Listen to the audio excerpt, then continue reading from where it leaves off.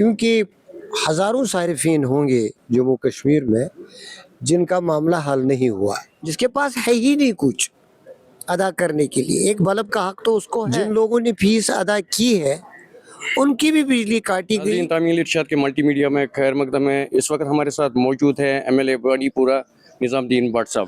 But صاحب آپ کا خیر مقدم ہے تعمیل ارشاد میں، کیونکہ حال ہی میں ایمنسٹی کی ایک اسکیم لانچ ہوئی تو اس کا آج آخری دن تھا، تو بہت سے صارفین ابھی بھی بجلی سے محروم ہیں۔ اس حوالے سے آپ کا کیا کہنا ہے؟ دیکھیے، یہ معاملہ آج اسمبلی میں آیا، ہمارے ہی ایک کولیگ نے اٹھایا، عرفان صاحب نے۔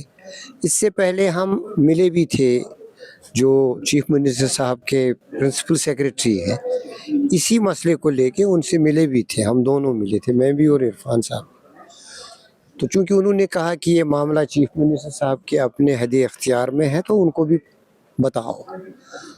وہ سہمت تھا، سبھی سہمت ہیں کہ ہاں اس میں ریلیکسیشن کی ضرورت ہے، کیونکہ ہزاروں صارفین ہوں گے جموں کشمیر میں جن کا معاملہ حل نہیں ہوا۔ اس کے لیے جو اسپیشل کورٹس کا بھی ارینجمنٹ ہوتا ہے وہاں بھی معاملات آئے، لیکن ہر کوئی وقت پہ پہنچتا نہیں ہے وہاں۔ دوسری بات یہ ہے کہ اگر کسی کو ایمنسٹی کا فائدہ ملا بھی ہو، جس نے اپروچ کیا ہو، کرتے رہتے ہیں کیونکہ بجلیاں کاٹی جاتی ہیں فیس جب ادا نہیں ہوتا، تو ایسے بھی لوگ ہیں جن کے پاس پیسہ تھا ہی نہیں ایمنسٹی اویل کرنے کے بعد بھی۔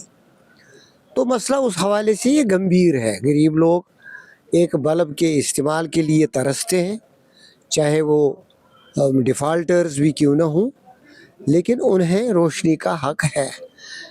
اسمبلی میں جب یہ معاملہ آیا تو چونکہ یہ زیرو آور میں اٹھا، اس لیے ریسپونڈ گورنمنٹ کرتی نہیں۔ جب میں نے کہا کہ دو طرح کے لوگ ہیں، ایک وہ ہیں جنہیں ایمنسٹی سے پہلے بڑی رقامات کی ادائیگی کرنی ہے، تبھی ان کی بجلی بحال ہوگی، ان کی بجلی کاٹی گئی ہے، ڈیفالٹرز ڈکلیئر کیے گئے ہیں وہ۔